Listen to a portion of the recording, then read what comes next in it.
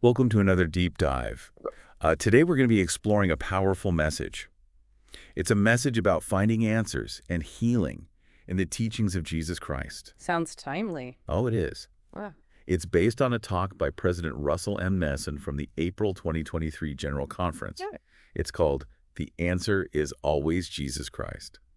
And with Easter right around the corner, I thought this would be the perfect time to dive into it. Yeah, I mean, even if you're not familiar with President Nelson or, his role in the church, his message, I think, has some really universal wisdom that could resonate with anyone who's, searching for spiritual guidance, regardless of their background. Absolutely. Okay, so President Nelson's main point is crystal clear.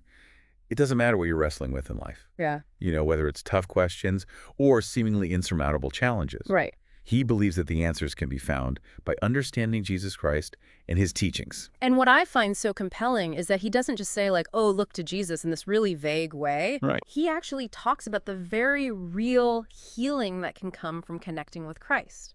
He even invites us to come into him so that he can heal us. From all sorts of things. Yeah, I mean, he talks about sin, obviously. Right. But also sadness and fear.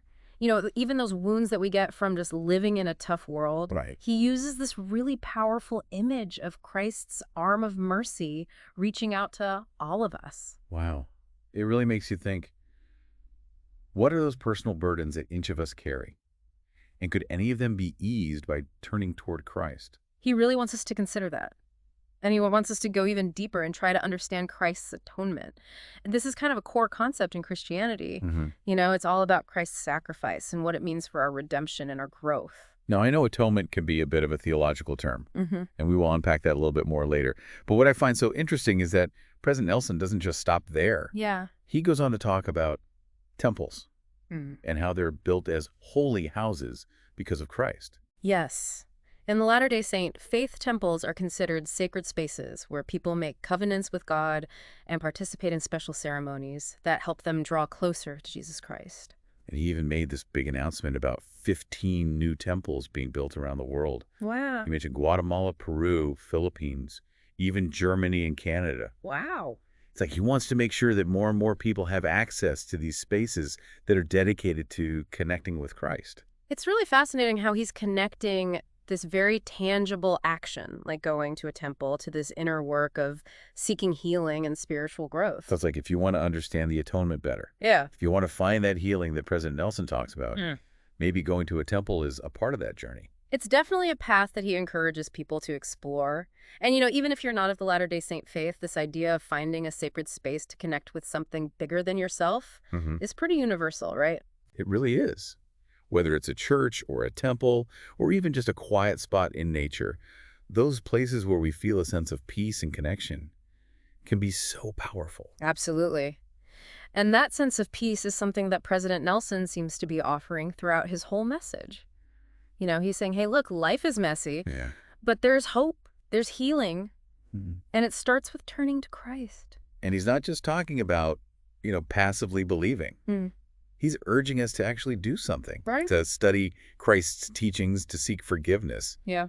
and to actively try to live in a way that reflects his example. You know what I love about his message is how he kind of weaves together these big theological ideas with some really down-to-earth suggestions for how to actually change our lives. He gives it the map, and then he's like, all right, go on the adventure. Yeah, and he seems pretty confident that the destination is worth the trip. Okay, so out of everything we've talked about so far, what's really jumping out at you? What really stands out to me is how President Nelson kind of acknowledges that we each have our own individual journey. Yeah. He's not pretending that we all face the same challenges or have the same questions, but he does seem to believe that the answers, whatever they may be, are rooted in Christ's teachings. It's like he's saying, hey, you're unique, your path is unique, but Christ can be your guide no matter where you're starting from. Exactly. And what I find really comforting is that he doesn't shy away from the hard parts of life. Yeah. He talks about pain and fear and uncertainty we all experience at times, but he just keeps pointing back to Christ as the antidote. It's almost like he's saying, hey, I know life can be tough, but you don't have to go through it alone. Yeah. He keeps reminding us that Christ is there, ready to help, to heal, and to guide. Right. And he even gives us some pretty concrete ways to access that help. Right. It's not just about, feeling good vibes about Jesus. Right. It talks about studying the scriptures, seeking forgiveness, even participating in those temple ordinances we were talking about earlier. And let's not forget that he gave this talk right around Easter. Oh, that's right. Yeah. It's like he's intentionally connecting this message to the time when we reflect on Christ's ultimate sacrifice, his death and resurrection.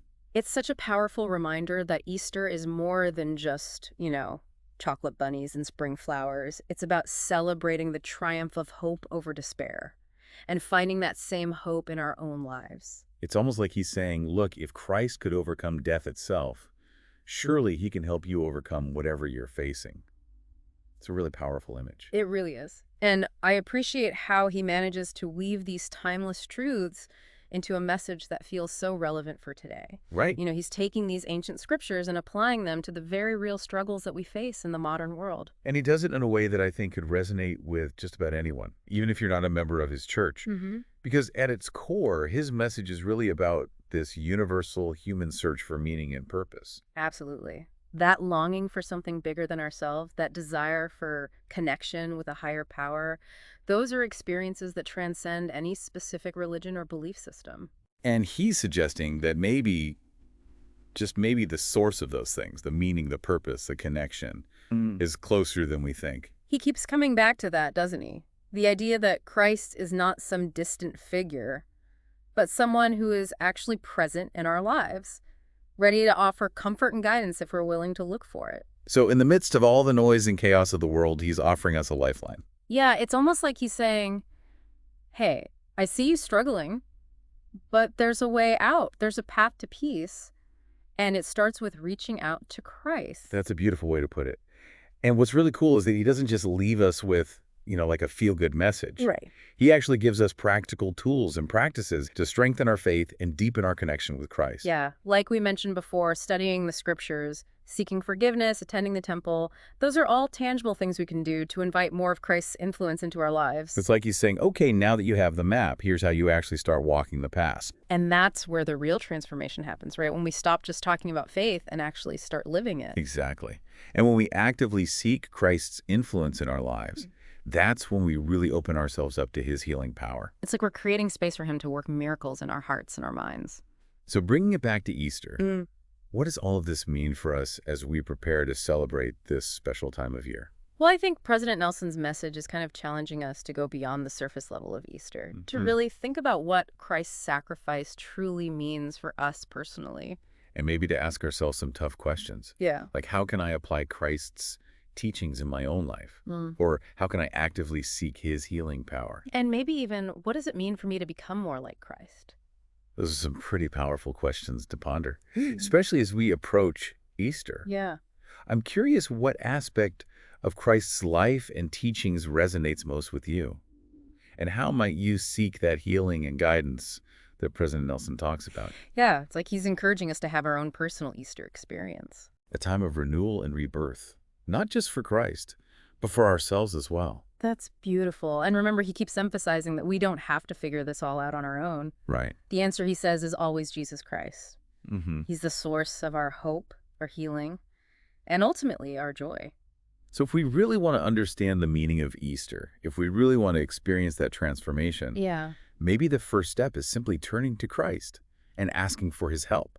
It's a simple act, but it can be so powerful. Absolutely. And it's interesting how President Nelson ties all of this back to the idea of seeking truth. Yeah. He talks about how seeking truth is so essential to our spiritual growth and how that search will ultimately lead us to Christ. It's like he's saying, don't be afraid to ask the tough questions.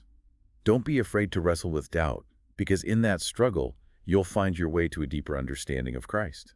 And he reminds us that seeking truth isn't just about, reading books or listening to podcasts. It's about actively engaging with the world around us, listening to the whispers of the Spirit, and paying attention to the ways that Christ is already working in our lives. So it's not just about finding the right answers in our heads. It's about opening our hearts to the truth that's already there, waiting to be discovered. And that's a journey that I think we can all embark on regardless of our background or our beliefs. Yeah. It's a journey of discovery and growth, and ultimately of coming home to ourselves and to our Creator.